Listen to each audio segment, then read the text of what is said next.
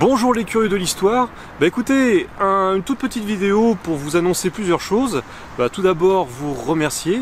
Merci parce que l'une des deux vidéos que j'ai produites à propos du corps expéditionnaire portugais en France de 1916 à 1918 a franchi cette semaine le cap des 100 000 vues. Donc moi ça me fait plaisir parce que ça veut dire aussi que les sujets qui ne sont pas forcément connus peuvent également intéresser. Et désormais vous allez avoir des dizaines de milliers de Français, mais aussi d'ailleurs de Portugais, qui sauront que oui, le Portugal a bien été un acteur de la Première Guerre mondiale et qui s'est impliqué en France. Je voulais vous remercier parce que en fait ce travail a ouvert toute une boîte de Pandore, puisque quelques jours après la publication de la vidéo, j'ai un journaliste du Luso Jornal, qui est une sorte de mix entre une radio et un journal portugais, qui m'a contacté et qui m'a demandé de participer aux cérémonies ayant eu lieu le 9 avril. Et durant laquelle j'ai été interviewé sur mon travail. D'ailleurs vous pourrez la voir cette interview à la fin de la vidéo.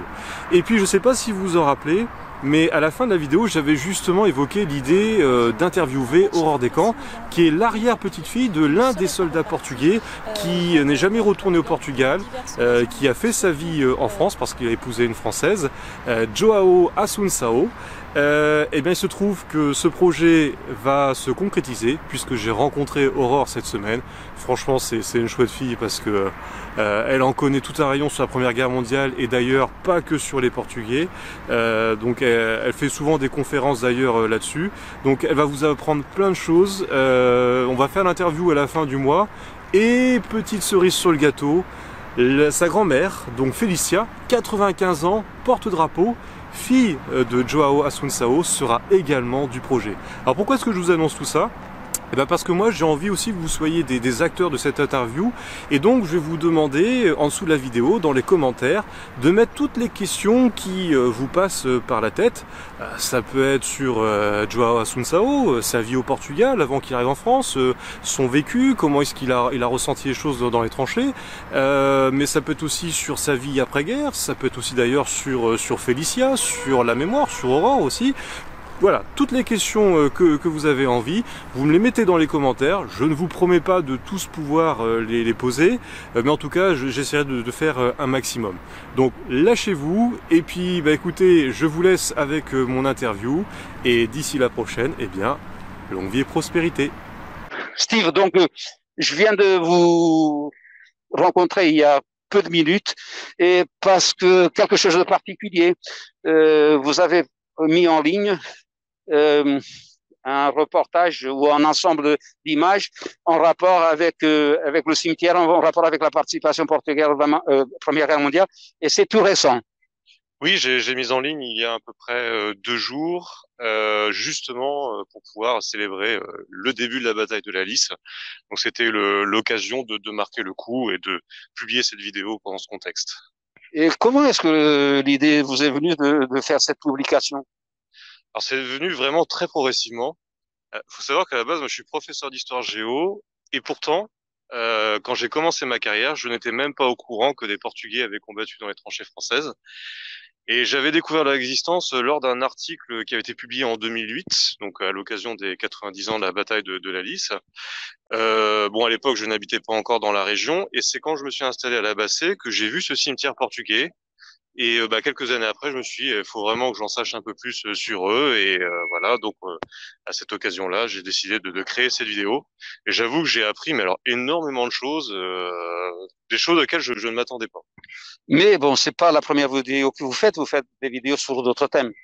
Oui, c'est vraiment sur toutes les périodes de l'histoire. En fait, ma chaîne s'appelle Histoire sans limite.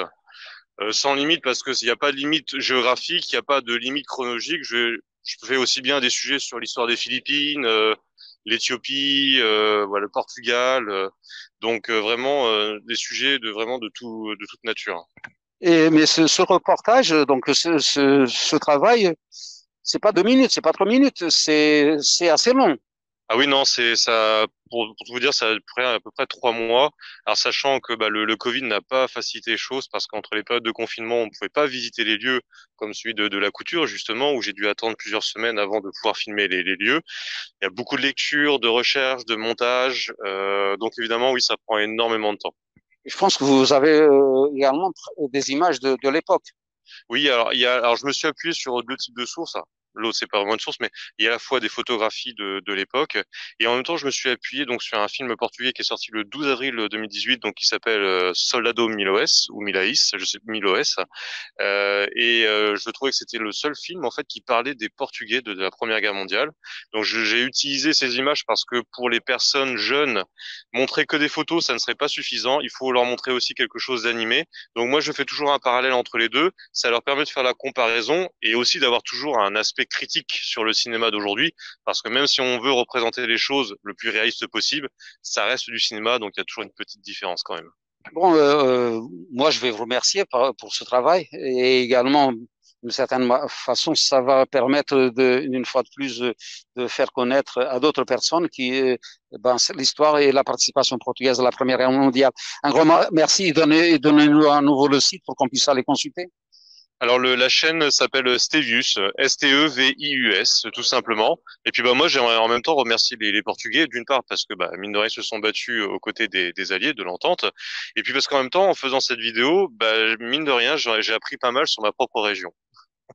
Donc, ça vous a permis de vous balader, faire du tourisme et également de vous balader sur Internet pour faire cette recherche.